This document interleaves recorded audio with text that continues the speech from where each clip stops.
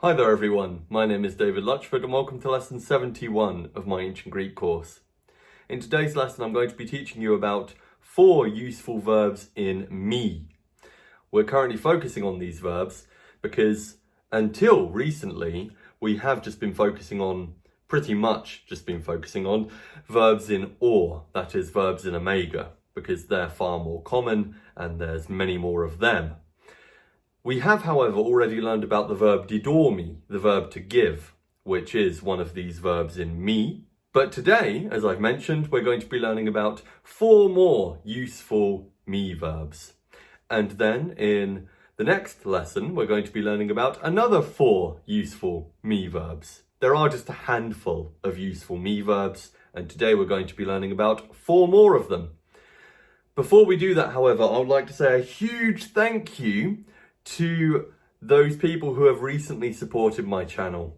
As you can see, my Victorian shelves are now full, thanks to Sandra, Caroline, sweet Caroline, Francesco, Micah, PMC, John Martin, Christine, Dwayne McCook, Richard Spivey, someone, and Sonia MC or Sonia Mook. Either way, we've got Sonia completing the collection on the Victorian shelf. So thank you all very much for supporting my channel recently. I really appreciate it. Thank you so much. You make it possible for me to make these lessons. Now, we did have this big gap at the top here, so I decided to fill it with this beautiful banner. I hope that you appreciate it and that you agree. I know for a fact that Crown would agree. Crown is also a frog fan, and I hope that you are too. Frogs are amazing. Now, we've filled my Victorian shelves, so I've had to find a new set of shelves. So get ready, because, well, look at me, I've become red. You can see that the screen is my main light source in this dismal spring that we've just entered, okay? It's so dark. Honestly, what's going on? Where's the sun? Honestly. Anyway, I've put these curtains on the screen to make it exciting as I reveal my newest set of shelves, which I have tailored to how I feel at the moment, okay? So, drum roll please. Here is my newest set of shelves. You can see they've been through a lot, but they're still standing. And that's how I feel, okay? I've had a lot going on recently, but I'm still here. So, these reflect my current perception of myself, okay? I hope that's not too narcissistic. I just thought that, it's nice to have shelves that reflect what I'm thinking about or how I'm feeling, and we will therefore have a variety of shelves which will map my progression throughout life, and this is where I'm at currently, okay?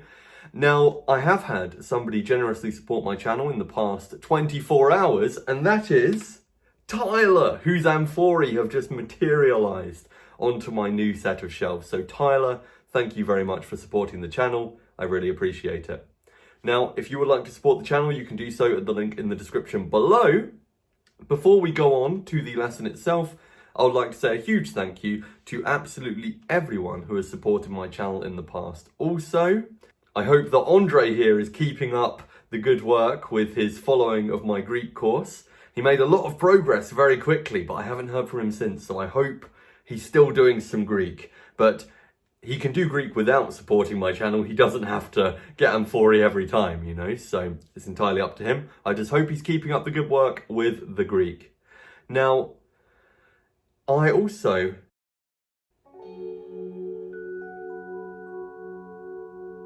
should take this opportunity to mention an update about myself. You'll notice, oh, that's so narcissistic. Look, something else about myself. I need to stop this, but maybe you'll find it interesting. Look at this. So, recently, I have not only had my hair cut, oh goodness, that's a bit, we've got a premature Marcus Aurelius on the screen. Let me put him back for a second. I've not only had my hair cut, okay, but I've also shaved, okay? And now what this has made me realise is the weight I have gained. The non-muscle weight, to put it in polite terms. Some would say fat that I've gained, okay? Check this out. I used to have a jawline, but now look. I'm basically just a thumb when I do that. But of course, you know, lots of people would say, well, anyone can do that and look like a thumb. But I used to have a more notable jawline. What's happened? It's retracted. It's receded. Like my hairline, okay? Everything's receding. Oh, anyway. It's made me aware I might need to reduce some flab in places, you know? Because that picture of me as a thumb is going to haunt me forevermore now. Okay, it's going to be on the internet forever.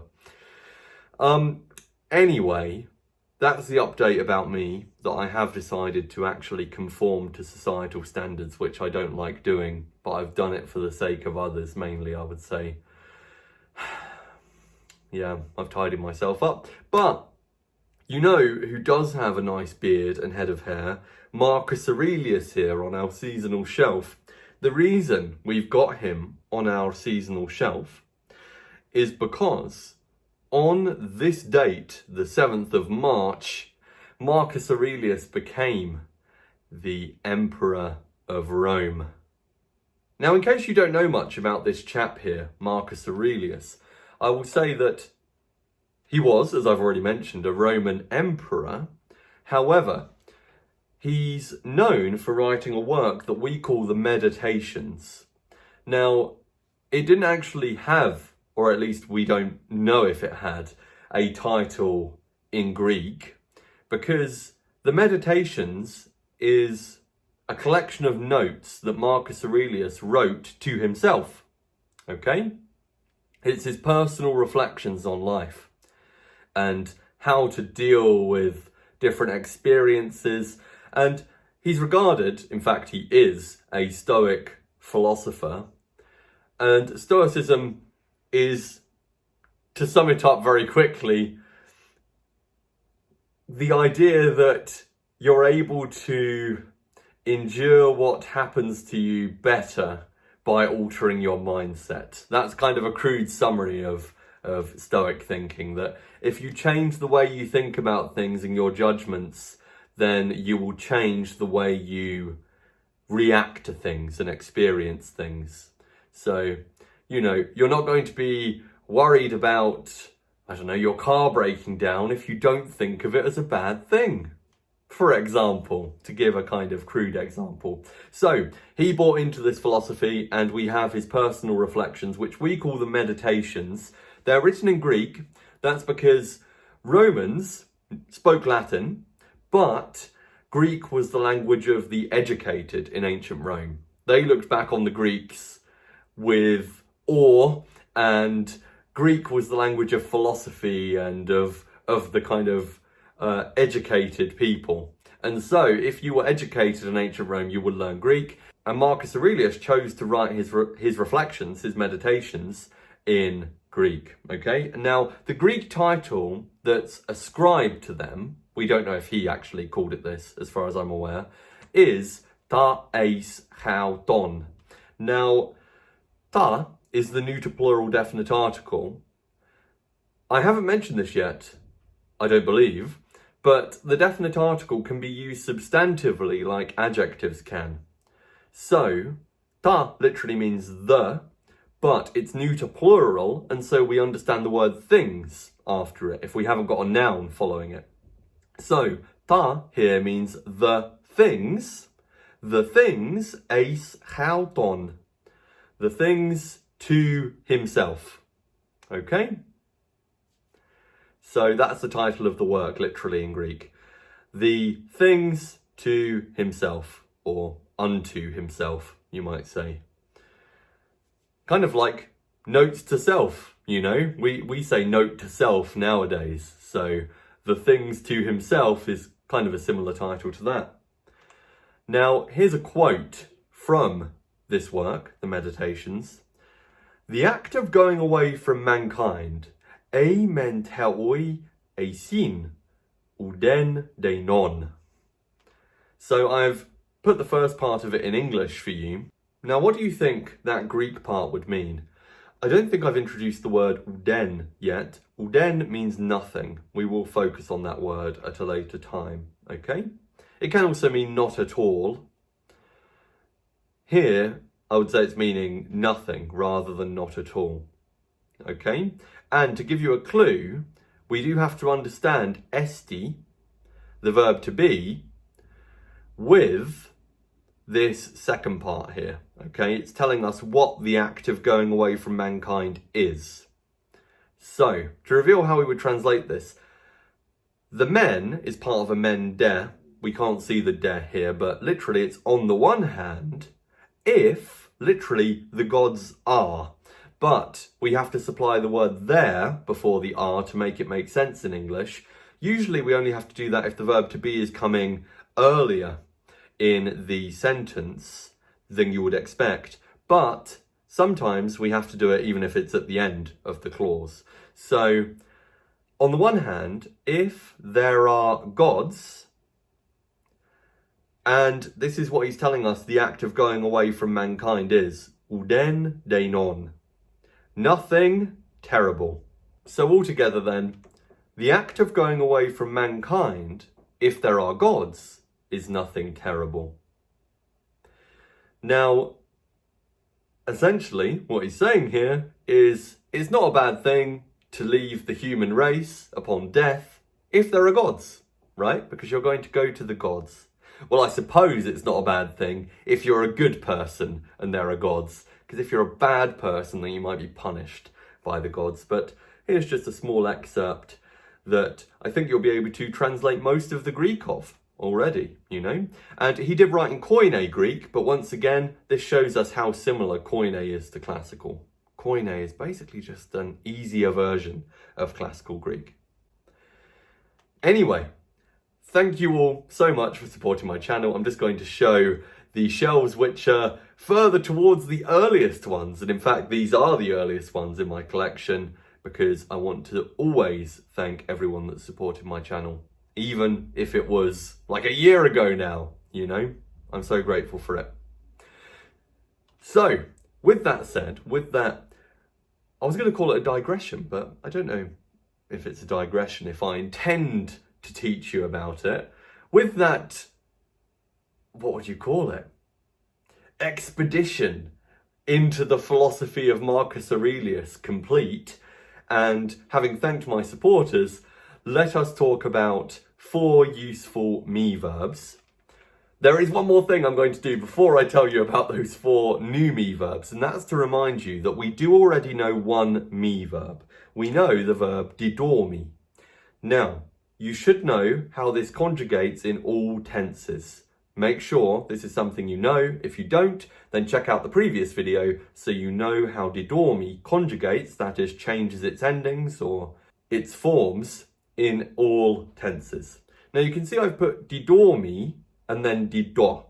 This is because me verbs like didormi have 2 present stems. They have one which has got a long vowel. In the case of didormi, it's omega, and then another which has got the short equivalent. So the short stem of didormi in the present is dido. And that's why it goes didormi, didos, didosin, didomen, didote, didoasin. I remind you of this fact because we're going to see that other me verbs similarly have 2 present stems, the first of which has the long vowel and the second of which has the short equivalent. So bear that in mind. And if you know how didormi goes in the other tenses, like the aorist where it's edorka, or the future where it's dorsor, then that will help too with knowing how other me verbs conjugate. Okay, having said that, let's talk about these 4 new useful me verbs. The first of them is ἀπολλυμι. This means destroy, kill, lay waste to, or in other contexts, lose. Okay? ἀπολλυμι. This is actually a compound verb. The root verb is ολύμι, but you see ἀπολλυμι with the apo before it more often in classical Greek. A bit like how you see apoteiskor more often than teneiskor, or apoktenor more often than just ktenor. At least in my experience, you see these more often. Now, you can see that the long stem is ἀπολλυμι with a long upsilon. The short stem is ἀπολλυμι with a short upsilon. So we've got the same vowel, but the long version in the first stem, the short version in the second stem. If you note that down, then you'll already be able to predict how the present is going to go. It's going to go like łημι does, but using these two stems rather than łdo. So to illustrate, it would go ἀπολλυμι, ἀπολλους, ἀπολλουσιν, ἀπολλούμεν, ἀπολλούτε, ἀπολλουάσιν. Just like łημι, but using these two stems instead. Now, the second verb is δεικνυμι. Now, δεικνυμι means show, and once again, it's a verb in YouΜι, and so it's got the long upsilon in its first stem, δεικνύου, and a short upsilon in its second stem, δεικνύου. Okay? We'll see how these conjugate in full in just a moment, but right now I'm just giving you their meanings and their two present stems. Thirdly, we've got the verb ἱημι. Now, ἱημι is a notoriously difficult verb. It means let go, release, send, throw, hurl, or shoot. I had a teacher once say to me that ἱημι is what you do with a javelin at the point at which you go, that is ἱημι. You let it go, you release it, you throw it, you send it through the air. You know, that was a really nice illustration, I think, of what the meaning of ἱημι is. Now, you can see that ἱημι has the first present stem, ΧΙΕ. So its vowel that it's going to shorten in the second one is eta. So ΧΙΕ is the first present stem. The second one is ΧΙΕ with an epsilon instead.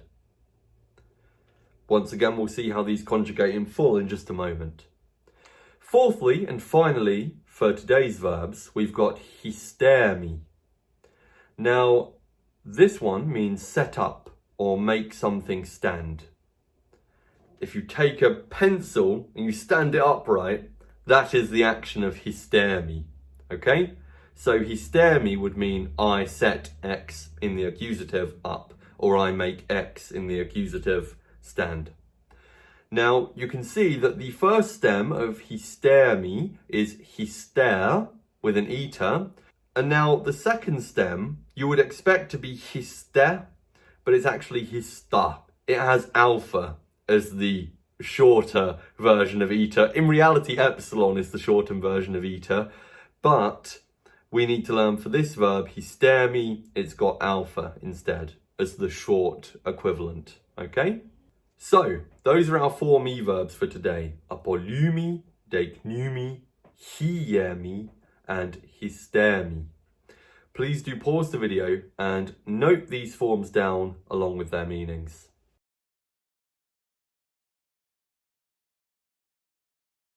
Okay, I'm now going to show you how these verbs conjugate in all tenses.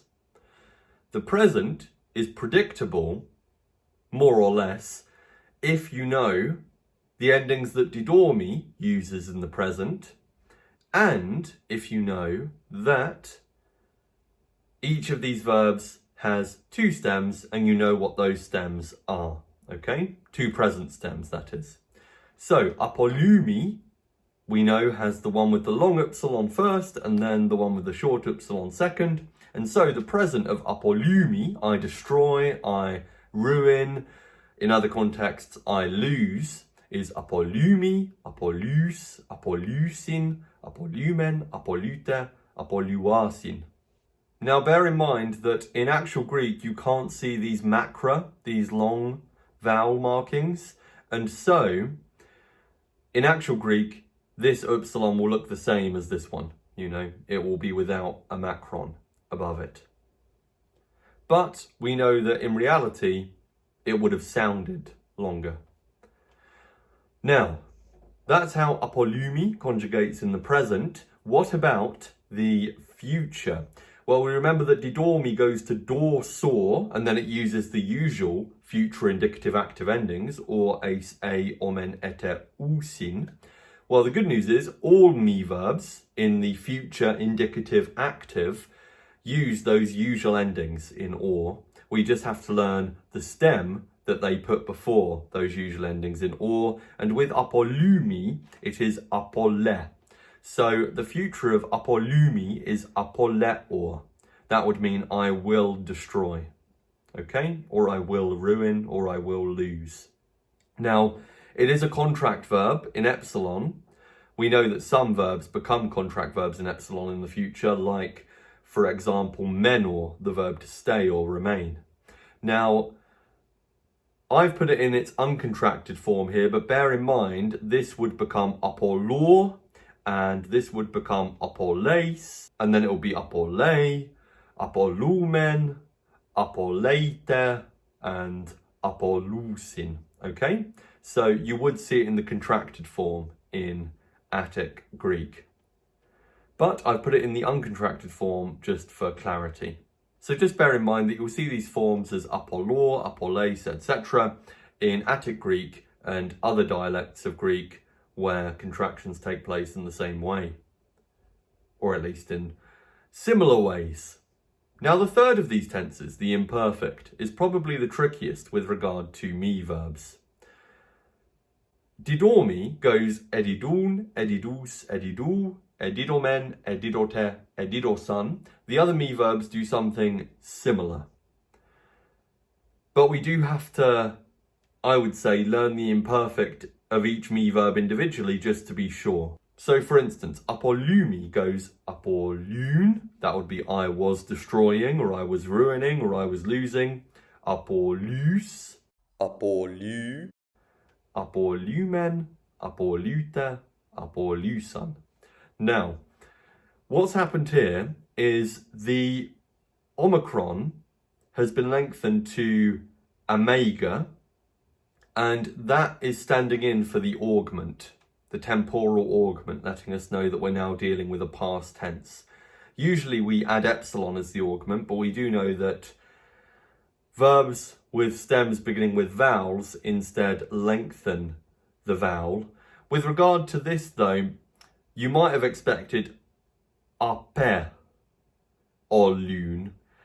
Instead though, we do just have to learn that instead of having epsilon, it lengthens the omicron to omega.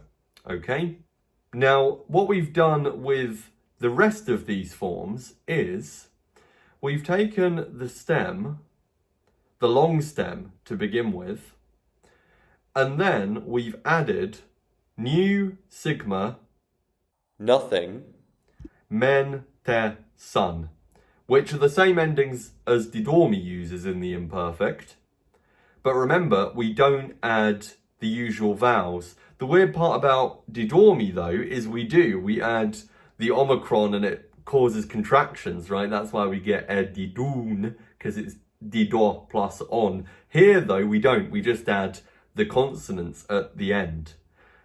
So we add new, sigma, new, men, te, sun. So the same endings as didormi, but without adding any vowels in terms of the endings. Okay? And we have the long stem for the first three forms and the short stem for the last three. With regard to the aorist, didormi is edorka, edorkas, edorken, edorkamen, edorkate, edorkan. It uses the weak aorist endings with the stem edork. Now the good news is, the other mi verbs also use the weak aorist endings. ἀπολλυμι is ἀπόλεσα in the aorist. And then ἀπόλεσας, ἀπόλεσεν, ἀπόλεσαμεν, ἀπόλεσατε, ἀπόλεσαν. So weak aorist endings added on to the stem. the augmented stem because of the omega, ἀπολλες. Okay, so it's the usual weak aorist endings, but we just need to remember that the stem is ἀπολλες, which when augmented with the omega is ἀπολλες. And this would mean I destroyed, I ruined, or I lost. Now, the perfect is much like a normal perfect. It uses the same endings as a normal perfect. And this applies to all me verbs. They have a perfect that is like a normal perfect in terms of its endings and in terms of there being a kappa there often. But we do just need to learn the stem that each me verb uses in the perfect on its own. ἀπολλυμι has the perfect I form, ἀπολλολέκα. ἀπολλολέκα. So we can see we've had reduplication here, right? But it's not the usual reduplication. It's not le. We've got lole. It's a strange combination, but there is a kind of reduplication. We've doubled up the lambda like we do in the perfect. And then the endings are the usual perfect endings. So a, us, en, amen, ate, asin. Those are the endings that will be used in the perfect indicative active. Now the pluperfect of ἀπολλυμι and the other me verbs is formed in the usual way, namely by augmenting the perfect and then using the pluperfect endings. And this means that we get the following forms. ἀπολλολέker or ἀπολλολέkein, ἀπολλολέkers or ἀπολλολέkeis, and so forth. We've got the augmented version of the perfect, and we've added the augment in the same way as before, namely by lengthening the omicron to omega, and then we have used the usual pluperfect endings. With that said, you now know all forms of ἀπολλυμι, so please do pause the video and note them down.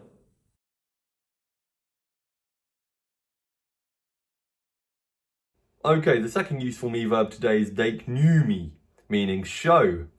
In the present, it goes δεικνυμι, δεικνύς, δεικνύσιν, δεικνύμεν, δεικνύτε, δεικνύαsin, same as ἀπολλυμι, exactly the same in terms of when long epsilon versus short epsilon is used.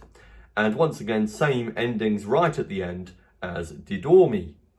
In the future, what we do is we take that stem deik, we add sigma, which is the usual thing we do when forming the future indicative active, and then we use the usual endings in omega. So we get deiksaw, deikseis, etc. So deiksaw is I will show, deikseis, you will show, etc. The imperfect, which is a bit trickier, is the same as with ἀπολλυμι. So we get δεικνύν. There, we've taken δεικνύου and we've augmented it. This time, though, by using epsilon, because we've just got a consonant at the start of the stem, so we add epsilon.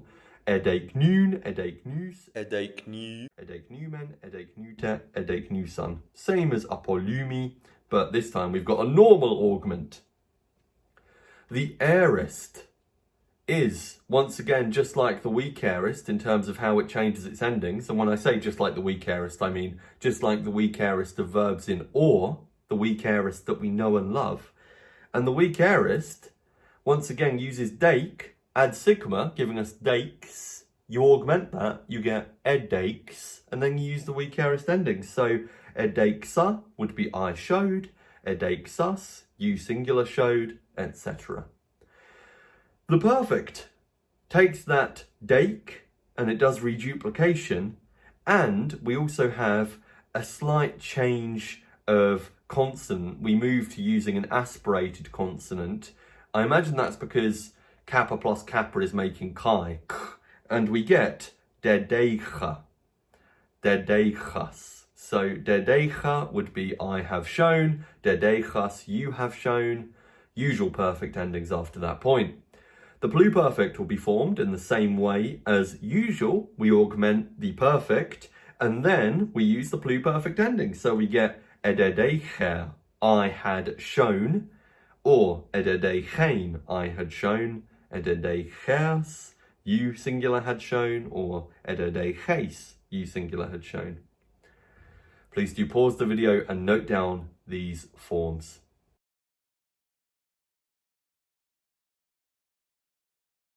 Okay, let's now take a look at the verb ἱημι, meaning I let go, I send, I throw, etc.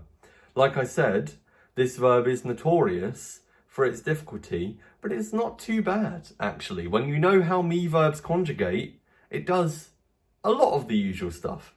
So the present is predictable, more or less. The only form that isn't is the last one. If you know the rule about the longer stem and the shorter stem and the usual endings, then you can predict all of it, except in the last form, you would expect ሂέρsin. That just contracts to ሂέρsin. So, what we get in the present is ἱημι, ἱers, ἱέρsin, ἱέμεν, ἱέτε, ἱάρsin. This is all predictable, apart from the last form, which should be 희έρsin, but it just contracts to 희άρsin. But this isn't bad, right? If you know the usual me verb endings in the present from didomi, it's the same, but instead of using didor, dido, we're using hier, hier. Not too bad, right? Now the future, once again, uses the usual or endings, or, ace, a, omen, ete, usin. We've just got to learn the stem on its own. The stem of 희ημι in the future is hers. So it will be hersor. Hersace. Hersor would be I will throw, I will send, I will let go, etc. Hersace, you will do that, and so forth. The imperfect, as usual, is the trickiest one for me verbs, and I will just put the forms up here, and then we'll talk about them. We've got hiern, hies, hiei, hiemen, hiete, hieson. Now, what we have got is some irregular or unexpected vowels here. The first form, hiern, has for some reason taken the long present stem, hier, and then has added new. And I say for some reason because that's weird in light of the fact that we're then using the short stem in these two forms, hier, and we're adding the imperfect endings, including the vowels. So we've added s to hier. And we get contractions accordingly. So hier, s becomes hies. And hier plus the third person singular form, becomes hiei. Although it is weird that is added there, since usually me verbs do not include the vowels in their imperfect endings. You just have nu, sigma, no ending in the third person singular, men, te, son, instead of including the vowels. But sometimes they include the vowels, and that's what has happened in the second and third forms of 희ημι here. But then we use the short stem after that point, and we add the endings, but without the usual vowels. So this form's weird. These forms are weird for including the endings with the vowels, but these forms are totally normal in that they have the short stem hier plus the endings we would expect if we know the imperfect endings of didomi. Whew. So that's the imperfect of 희ημι, okay? Learn it. Learn all of these forms. Let's talk about the aorist. We know the aorist of didomi is edorka. 희ημι does something similar. So herka is the aorist of 희ημι. Herka would mean I threw, I sent, I let go, etc. And it conjugates just like edorka, meaning that it uses the weak aorist ending. So us, en, amen, ate, un. Let's talk about the perfect. The perfect is heika. It will use the usual perfect ending, so that's all fine. We just need to know heika is the perfect of 희ημι, the verb to throw, send, etc. So heika would mean I have sent, I have thrown, and so forth. Now the pluperfect does the usual thing, namely augmenting the perfect and then using the pluperfect endings, except we can't do augmentation here because the A at the start, the epsilon iota, or the hey, I should say, with the rough breathing, is already long. And so that's just going to stay the same, and then we're just going to use the pluperfect ending. So Heiker or heikein would mean I had sent, I had thrown, I had let go, and so forth. The usual pluperfect endings would be applied to that stem heik. Please now pause the video and note these forms down.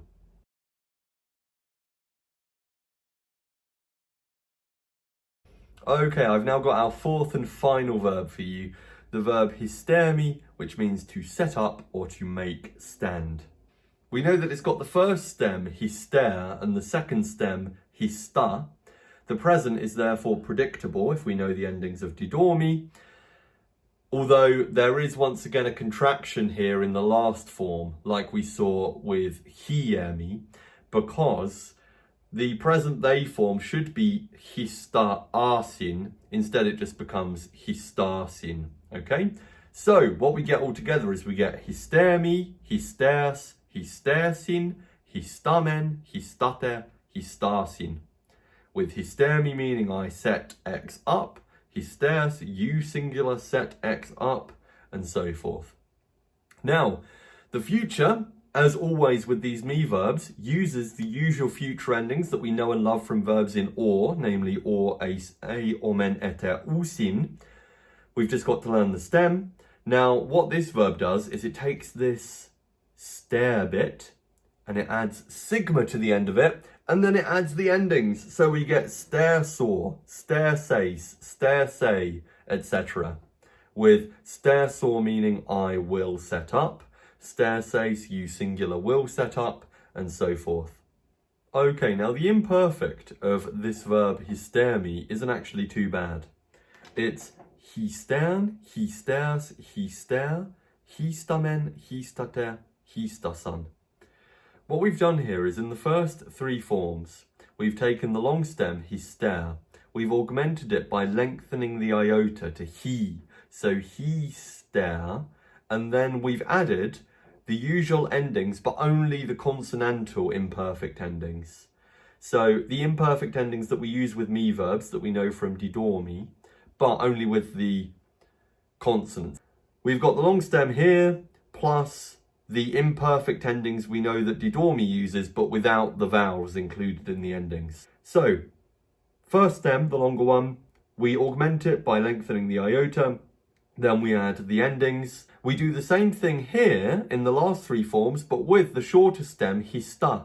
We augment it, 히στά, and then we add the endings that we now know, me verbs using the imperfect, but we use the endings beginning with consonants. We don't include a vowel before the endings.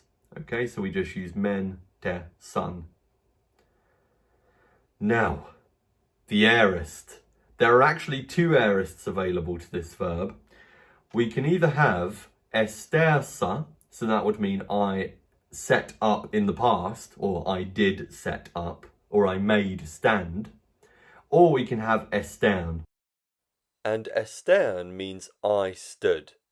So to be very clear about the difference between εστέρσα and εστέρν, εστέρσα is transitive. It means I made X in the accusative stand. It's what you do to something else. Whereas εστέρν is intransitive. It means I stood. So there is a difference of meaning between these two aorist forms of łιστημι. The first means I made something else stand. The second means I stood, referring to the action that you do yourself and not to something else. So for instance, if you wanted to say I stood in the agora, you would use εστέρν. Okay? Now, with regard to the formation of these two aorists, εστέρσα is taking after the weak aorist, and it conjugates just like ἐπάουσα would, like our regular weak aorist.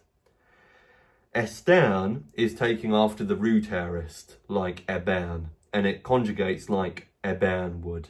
So we've got two aorists available to this verb, a weak aorist and a root aorist. Now the perfect of this verb is ＨΕΣΤΕΡΚΑ. We've for some reason got a he prefixed before the stare, which this verb likes using. We see stare in lots of these forms, in fact, in almost all of them. But we've got a he before it. We've got an epsilon with a rough breathing, okay? We've got he, stare. Then we've added the usual kappa, the perfective kappa, hesterk, and then we add the usual endings. Now, there's something that I need to warn you about this perfect here. You would expect it to mean I have set up or I have made X stand. But this is a perfect that's got a special meaning. This perfect means I stand. Present tense. I suppose this comes from the fact it originally meant I am in the position of having set myself up. We understand myself, but we essentially translate this as the present of the verb to stand. So hesterka would mean I stand or I am standing. Hesterkas would be you singular stand or you singular are standing. So just note that this perfect has a weird meaning. We translate it as a present, and in particular the present of the verb stand, as in the standing that you do to yourself. My tripod's falling down, I love life. Then we've got the pluperfect. The pluperfect takes that perfect stem, it augments it by lengthening the epsilon, giving us hey instead of he, and then, as you can see on the screen, it uses the usual pluperfect endings. So we get heisterker or heisterkane, heisterkers or heistercase, and so on. Now, with regard to how we translate this pluperfect, it does need to be translated in a special way. And that's because we know that the perfect has the unusual present sense. We translate hesterka as I stand, and therefore the pluperfect, which is the perfect but in the past, should be translated by saying I was standing, you were standing, and so on. So the pluperfect with this particular verb does not have the usual meaning of had done it. Instead, it means I was doing it, you were doing it, namely, standing, intransitively, okay? Remember, both the perfect and the pluperfect for this verb mean stand, with the perfect meaning I stand, and the pluperfect meaning I was standing. They've got that intransitive meaning which the root aorist estern also has. Okay, so note that the perfect and pluperfect here have weird meanings. With all of that said, please do pause the video and ensure that you've got these forms noted down.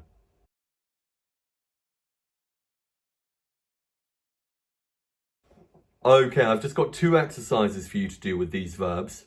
It's up to you whether you want to try these once you've committed those forms to memory, because you will need to memorize those forms I've given you, using the tips, hopefully, that I've given you. So your first option is try and learn those forms by heart and then do these 2 exercises that I'm going to present you with now. Alternatively, if you want to do the exercises and consult your notes, the forms in front of you for practice, that's also fine. It's up to you. Ideally, I would recommend the first option, but if you want to have the forms in front of you and consult them and do practice that way, that's also fine, okay? So either do it from memory or do it with the forms in front of you and essentially look them up and try and work out what form you've got in these exercises. This first exercise just consists of 6 verbs, 3 Greek verbs and 3 English verbs.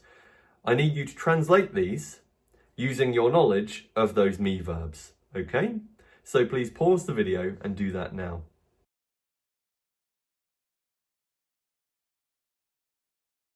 Okay, to reveal the answers, δεικνυμι is the future of δεικνυμι in the we form, so it means we will show or we shall show.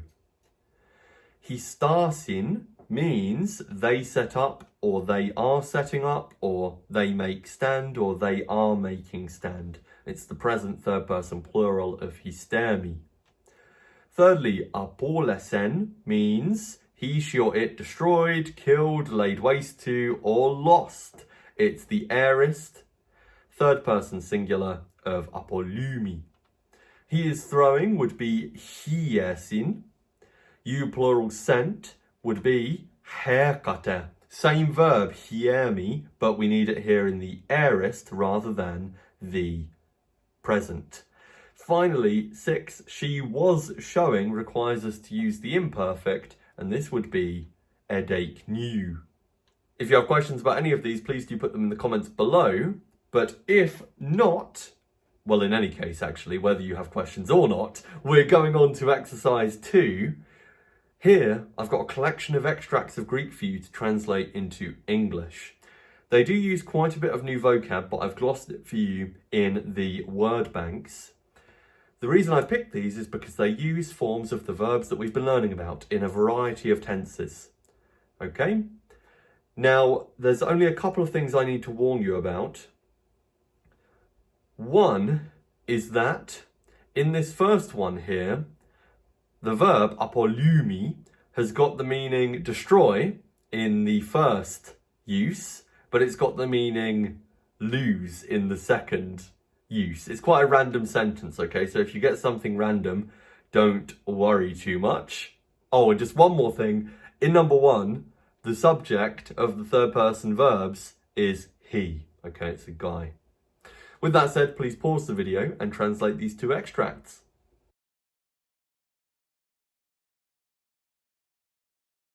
Okay, to reveal the answers. Number 1, ἀπολλύς ερέγαρ λεκύτιον ἀπολλέσεν means he will destroy you, for he will say he lost the little oil flask.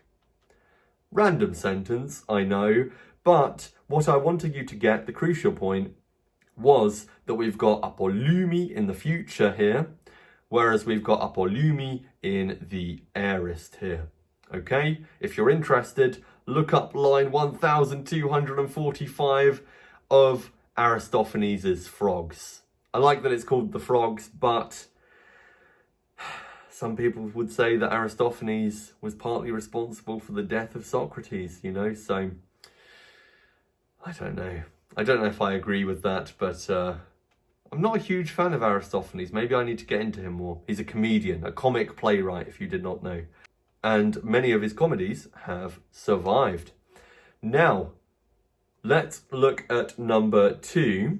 This is a quote from the Odyssey. So this is actually not in classical Greek, not in Attic Greek, but rather in Homeric Greek. But you can see how similar it is, because you could very well see the sentence in classical Greek. Kai moi ktemat edeixen Odysseus Chalkon te chryson te polykmeton te sideron. Now what number 2 here means is, and Odysseus showed me his possessions, bronze, gold, and much wrought iron. Now, we know that it means this because we've got Odysseus in the nominative, the verb is edeixen, he showed, we've got kai at the start, so and Odysseus showed, moi, me in the dative, showed me, ktemat, this is ktemata, but the alpha at the end's been elided in response to the next word beginning with this epsilon here. This is possessions, neuter accusative plural. So Odysseus showed me possessions. We understand the word his. It's talking about his possessions. The Greeks often leave out the word his and similar words when they're clear from the context. So, and Odysseus showed me his possessions, and then we've got the possessions in the accusative in a list with te connecting them. Te on its own is a conjunction that Homer loves to use, meaning and. It can be repeated over and over again to form a list. We see it in classical Greek quite a lot with te, kai, meaning both and. Anyway, the 3 things, the 3 possessions are chalkos, namely bronze, chrysos, meaning gold, and polykmetos sideros. Now, sideros means iron, as I put down here, but we've got this adjective modifying it. This adjective means much wrought, or wrought with much labour. It means that it's had a lot of work put into it. It's been moulded a lot. It's been worked on a lot, okay? It's been bent a lot. Homer loves those types of adjectives, which we call epithets. Anyway, I hope you got edexen, he showed. Aorist of δεικνυμι. Okay, I have 2 more extracts of Greek for you here. And I just need to tell you a couple of things about them before you can translate them. The first of which pertains to the first extract on the screen here. And in particular, I need to tell you about this word mesos, which means middle. In the Greek, it says en de mesois. We know de is and, so and in the mesois.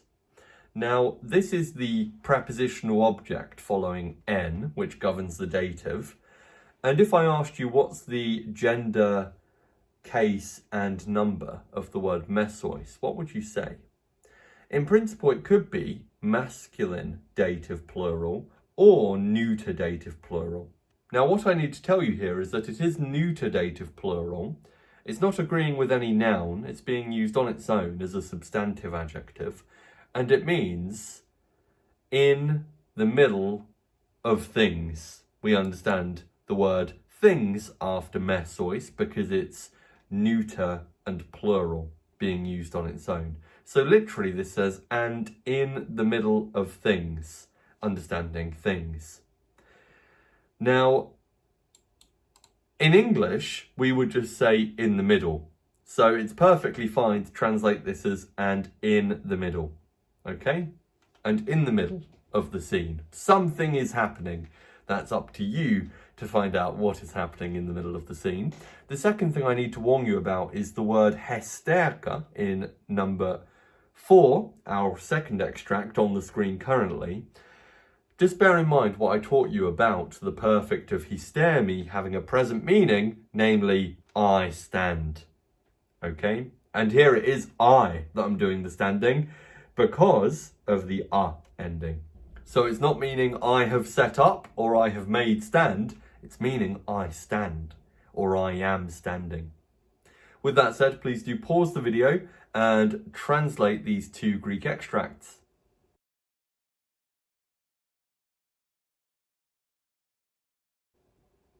Okay, to reveal the answers, the first of these extracts comes from Xenophanes, who was a pre-Socratic philosopher whose work survives in fragments. Fragments are unfortunately not literal sections of texts that we have the papyri of. They are quotes that other ancient authors give us. So somebody has quoted Xenophanes and his work has thus been preserved in what we call a fragment. And this quote on the screen comes from one of these fragments, and it says, En de mesois hagnean odmean libanotos hiesin. Meaning, and in the middle, frankincense releases a holy fragrance. We've already discussed and in the middle. Then our subject in the nominative is libanotos, meaning frankincense, which is a 2a noun. So, and in the middle, frankincense, and the verb is hiesin. He, she, it releases or sends or emits, you might say, with a fragrance. Frankincense releases or emits a hagnean odmean. Now, hagnos, as you can see down here, means holy or pure or chaste, and an odmer is a fragrance.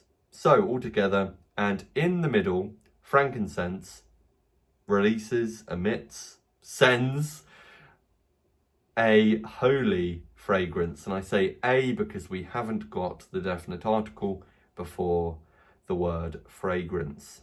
Number 4 comes from the book of Revelation, the last book of the New Testament.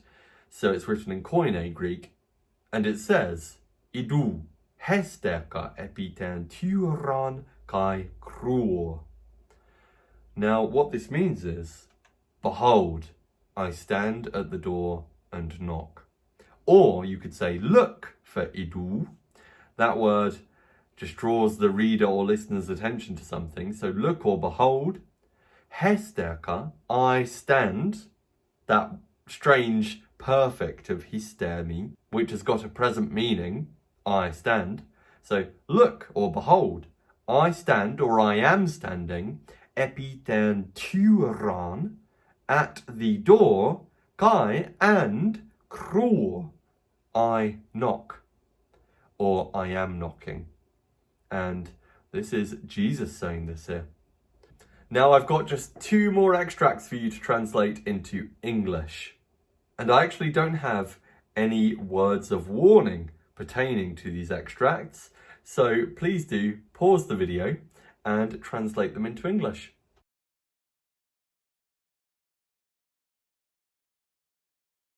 Okay, to go through the answers now. The first of these extracts comes from a work of Galen. Galen was a Greek physician, that is a Greek doctor, and this comes from his work with the Latin title De Usu Partium, meaning concerning the use of parts. Presumably that's the parts of the body. This extract says, Hos δεικνυμεν εμπρόσθεν, meaning, as we were showing earlier.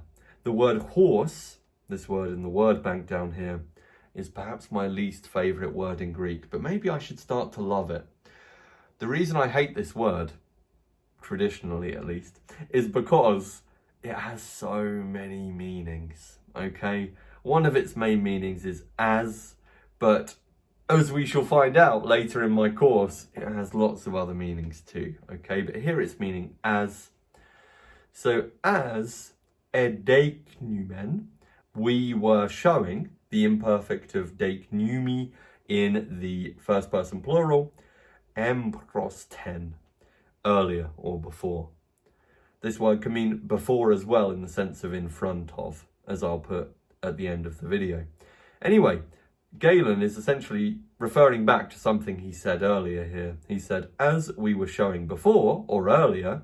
So in the way that you would say, as I was saying earlier, Galen is here saying, as we were showing earlier, or as we were demonstrating earlier, blah, blah, blah. Now, the 6th quote here comes from Cassius Dio, writing in Koine Greek. By the way, Galen is also writing in Koine, I should mention that. Forgot to say that at first. These are both Koine quotes, but once again, Koine is basically an easier version of classical Greek. So this just demonstrates that if you know classical, which I'm teaching you, then you can also read Koine. And I should mention before we do number 6 here that Cassius Dio was a Roman historian. Once again though, like Marcus Aurelius, writing in Greek, the language of the educated in ancient Rome. Anyway, here we've got the quote, Hois pendonetai kai hotoxotai belle kai litus herkan, which means the slingers and the archers threw missiles and stones. We've got the slingers and the archers in the nominative plural connected with a kai, and our verb is herkan, they threw. That's ἱημι in the aorist third person plural. So they threw belle kai litus. 2 objects in the accusative here. Belos is a neuter word and it's 3C. So the neuter nominative and accusative plural is belle. And the word belos means missile or arrow or dart. So they threw missiles, kai, and, connecting the 2 objects, litus, stones. That word litos, meaning stone, is a very important word. It gives us all of those periods of time with lithic in. Lithic means pertaining to stone. We also get words with lith in from litos, meaning stone, like lithium and monolith. A monolith is a single stone, you know? It's a stone on its own.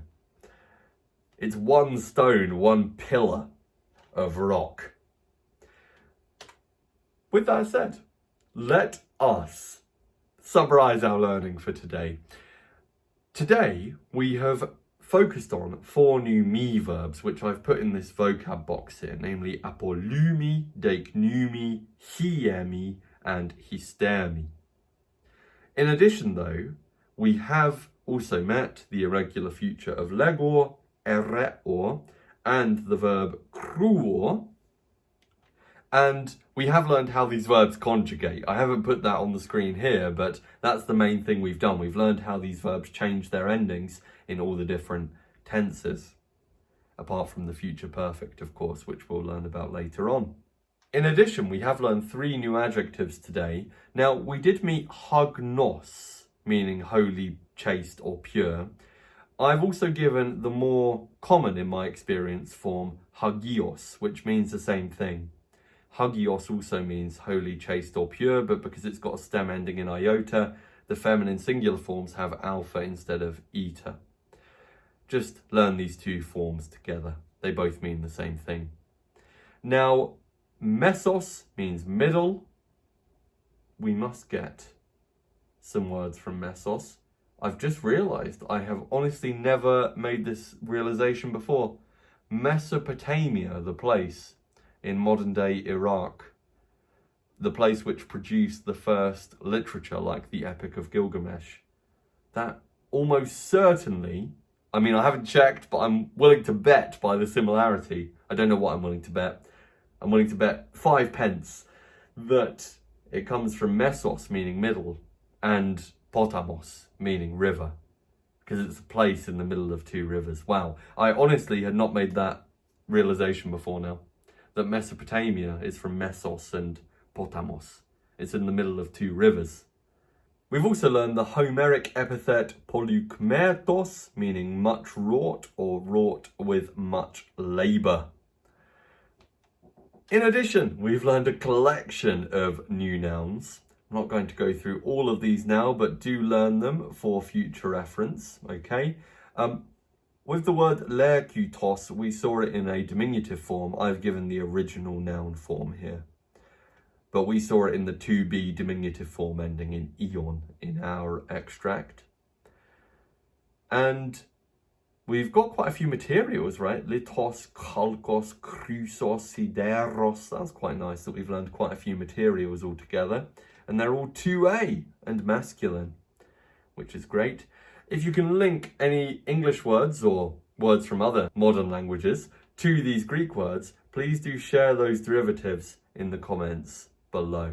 I'm wondering, looking at these, whether tyra, meaning door, relates to thyroid. I'm wondering if the thyroid is a kind of door. That might be totally wrong, but this is what I'm wondering, just transliterating these in my head at the moment. Belos is related to ballor, meaning I throw. The verb to throw gives us belos, meaning missile, arrow, dart. These are things that are thrown, okay? We've also learned the proper name Odysseus, meaning Odysseus, a 3G noun like basileus. Moreover, we've learned a new adverb, emprosten, which can mean before or earlier in terms of time, or it can mean in front of in terms of space. And we've learned 2 new conjunctions, namely te, meaning and, which can be used to create a list, and we've also learned horse, meaning as, but that dastardly word can mean so many things in Greek, okay? I encourage you to look up its meanings, but I will introduce the other meanings later on. With that said, thank you very much for watching the video today. I hope you found it useful. Please do let me know if you did. Leave a comment, leave a like. Please subscribe if you want to see more videos like this. I've put this lovely ancient Greek frog on the screen to brighten your day. And we might caption him by saying, Hobatrachos te gunaiki ten limnan deiknusin. What does this mean? Well, we've got the frog, hobatrachos, in the nominative singular. So the frog, the verb deiknusin, means he, she, it shows or is showing. The frog shows, who does he show? The indirect object in the dative, the woman. The frog shows the woman, ten limnan, the marsh or the pond. And she looks quite impressed, you know, she likes his swamp. That's quite a big frog as well, right? He's quite a good size for a frog. Anyway, with that said, thank you all very much for watching, and I'll see you again next time.